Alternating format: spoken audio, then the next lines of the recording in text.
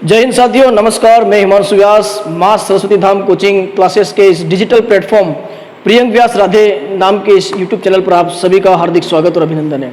साथियों, 1 अक्टूबर को आपने जो आरएस का पेपर दिया है, देखिए इस वीडियो को स्टार्ट से लगा के अंत तक, शुरू से अंत तक आपको सुनना है, क्योंकि इसके अंदर मैं बहुत शानदार तर्क सहित कुछ चीज़ें बताने वाला हूं और आखिर कितनी इसकी मेरिट जाने वाली, घबराने की कोई आवश्यकता नहीं है। आपने जैसा कि देख लिया होगा थंबनेल पे। और मैं आपको यह भी बताने वाला हूं कि आखिर ऐसे कौन से रीजन है जिसकी वजह से जो मेरिट है वो क्या रहने वाली है। तो अपन इस पर डिटेल चर्चा करने वाले हैं। पहले मैं आपको मेरिट बताऊंगा और मेरिट के बाद जो चीजें बताने वाला हूं, मैं आपको जो तर्क देने वाला हूं, उन तर्क को आप जरा ध्यान से देखिएगा और आपको पसंद आए तो लाइक और सब्सक्राइब जरूर कर देना मित्रों। तो सबसे पहले मैं आपको बता देता हूं कि 1 अक्टूबर को जो पेपर हुआ था, कई लोग कह रहे हैं कि बहुत अच्छा पेपर था, कुछ लोग कह रहे हैं बहुत इजी पेपर था। तो आखिर क्या ओरिजिनल बात क्या थी वो मैं यहाँ पे चर्चा करने वाला हूँ। मैं यहाँ पे देखो, आज जो तारीख है 9 तारीख है, तो काफ़ी रिसर्च करने के बाद मैं आपके सामने आया हूँ। कई कोचिंग वाले, बड़ी बड़ी कोचिंग वाले क्या है कि अब वो मेरिट को एकदम बिल्कुल कम भी बता नहीं सकते, क्योंकि उनकी इज्जत का सवाल भी होता है। क्योंकि अगर कम बता देंगे और कह देंगे कि भाई ये तो बहुत टफ पेपर था, तो फिर उनके मार्केटिंग कैसे होगी। आप समझ पा रहे होंगे मैं क्या कहना चाहता हूँ, मतलब उनकी कोचिंग कैसे चलेगी। अगर कोई बोल देता है अच्छी कोचिंग वाला कि भाई बहुत टफ पेपर था, तो यहाँ से तो ये पता चलता है कि भाई उसके वहाँ से कुछ आया नहीं। तो कई बार क्या बड़ी कोचिंग को ये सारी चीज़ें कहनी पड़ती है। लेकिन मैं जो लेकर आया हूँ, आप पूरा अंत तक वीडियो सुनिएगा और आपको बताने वाला हूँ कि आखिर रीज़न क्या, तर्क सहित बताने वाला हूँ। तो सबसे पहले अपन चर्चा करते हैं मित्रों कि आखिर टीएसपी और नॉन टीएसपी की वास्तविक क्या कट ऑफ रह सकती है, क्योंकि पेपर इतना भी इजी नहीं था मित्रों, बिल्कुल इजी नहीं था।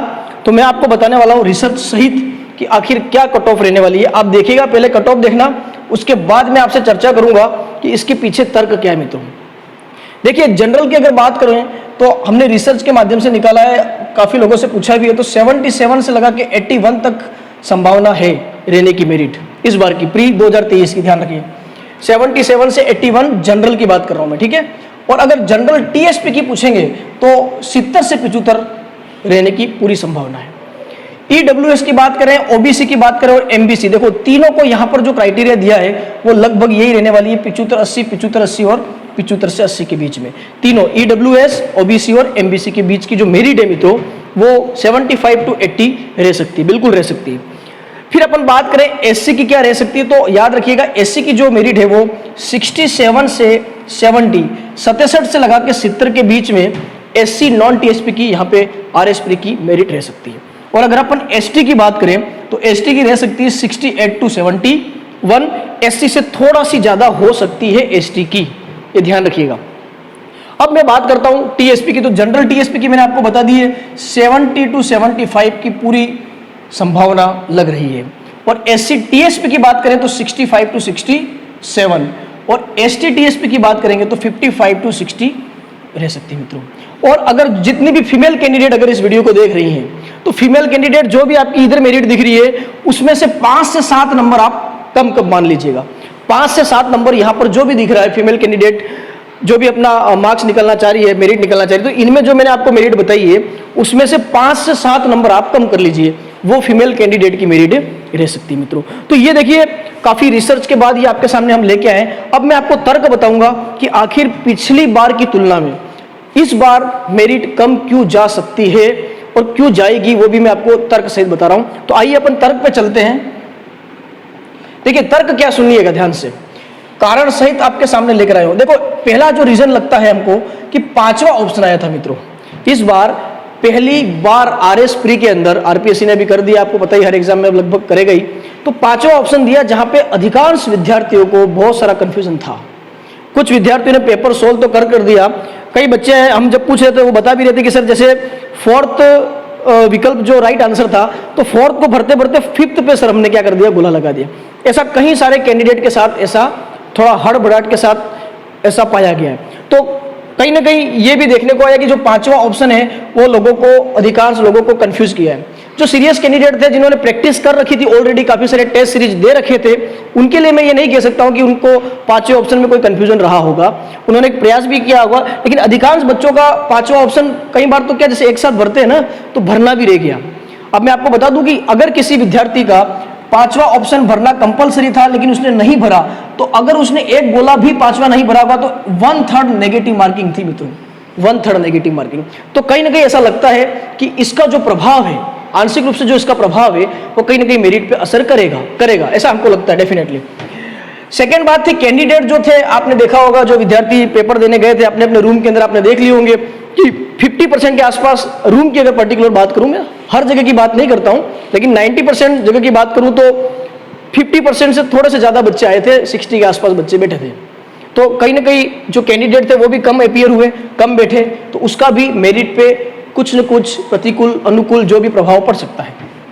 तीसरी अगर मैं बात करूं, जैसे कई लोग कह रहे हैं ना कि बहुत अच्छा पेपर था, सिंपल था, 90+ मेरिट जाएगी, इतनी जाएगी वगैरह जाएगी, ऐसा उन्होंने पता नहीं किस हिसाब से बोला, लेकिन हमने जो रिसर्च किया है, जो कैंडिडेट से हमने चर्चा करी है और जो हमने पूछा है और जो हमने देखा है पेपर का जो मॉडरेट लेवल, तो उसके आधार पर हमको कहीं ना कहीं नजर आया, देखो इस बार जो मैथ्स और रीजनिंग का पोर्शन था वो बिल्कुल भी ईजी नहीं था, थोड़ी टफ थी मैथ्स, रीजनिंग भी इजीली नहीं निकल पा रही थी, आपने देखा होगा पेपर बहुत इजीली नहीं निकल रहा था, थोड़ा सा उसको मतलब यूपीएससी वाला तड़का देने का यहाँ पे प्रयास किया गया था, यूपीएससी वाला।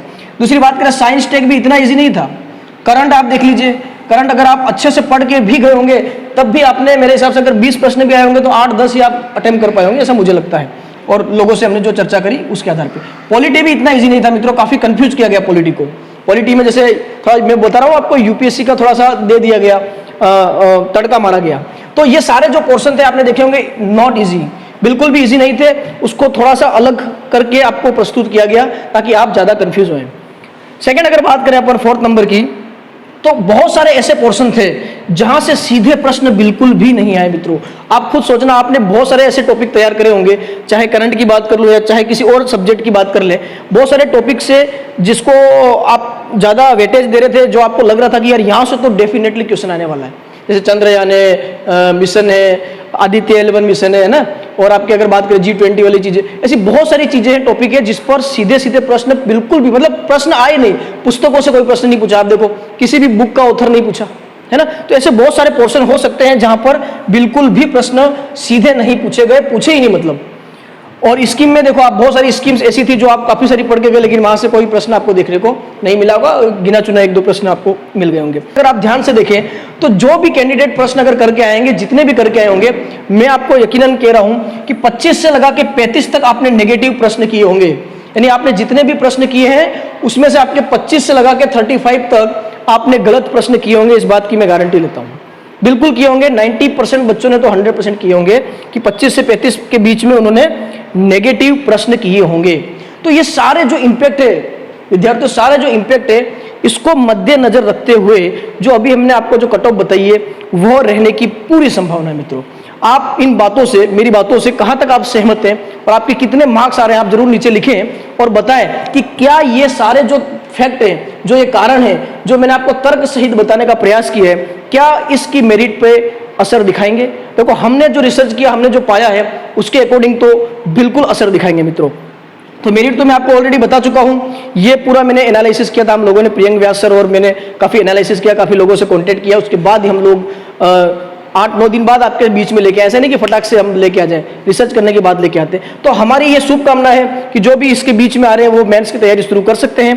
बाकी 90% आपकी मेहनत है और 10% आपका किस्मत भी है, बाकी हरी इच्छा प्रबल है। हम तो चाहते हैं कि आप मेंस की तैयारी लगे रहें, करते रहें और घबराने की बिल्कुल जरूरत नहीं है मित्रों, जो हम बता रहे हैं लगभग वहां तक रहेगी। अगर आपको ये वीडियो अच्छा लगा हो मित्रों तो लाइक कर देना, सब्सक्राइब कर देना, कमेंट कर देना फॉर मोर इन्फॉर्मेशन। आगे जो भी अच्छी खबरें आएगी आरएस के बारे में या अन्य वैकेंसी के बारे में तो हम आपको जरूर बताएंगे। और आप किस सब्जेक्ट से रिलेटेड कोई चीज देखना चाहते हैं, क्या देखना चाहते हैं, आप जरूर कमेंट में नीचे करके बताएं ताकि हम उस पर अच्छे से एनालिसिस करके आपके सामने प्रस्तुत कर सकें। तब तक फिर नेक्स्ट वीडियो मिलेंगे। नमस्कार, जय हिंद, वंदे मातरम, भारत माता की जय, जय माता सरस्वती जी।